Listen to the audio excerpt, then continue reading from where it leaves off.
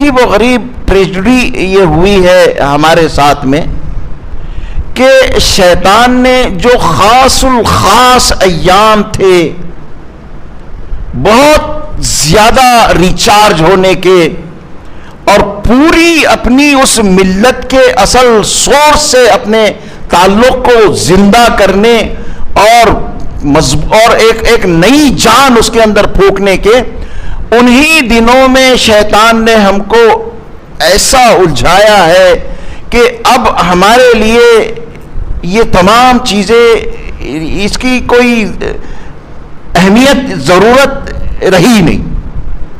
زیادہ سے زیادہ فضیلت بیان کر دی جاتی ہے کہ بھئی ایسا ہے ایسا ہے ایسا ہے، لیکن اس کی پیچھے کیا، اس کا فلسفہ کیا ہے؟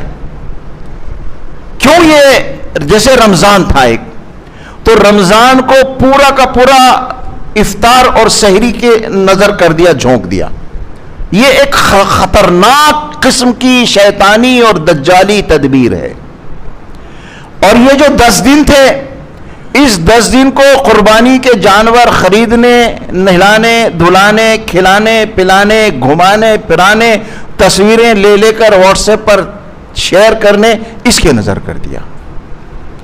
اب یہ جو علامہ اقبال نے کہا کہ رہ گئی رسم ازاں روح بلالی نہ رہی، نہ رمضان کے اندر جان رہی نہ بقرعید کے اندر جان رہی. سال کے 2 اہم ترین موقع تھے، دونوں اہم ترین موقع تقریباً 99.99 لوگوں کے برباد ہو گئے. اب یہ ہے کہ بقرعید کا تصور ایک بکرے کا تصور ہے، یہ اور دوسرے جانوروں کا تصور ہے. بس 1 کروڑ 2 کروڑ کے جانور خریدے جاتے ہیں اور کیا کیا تماشا ہوتا ہے.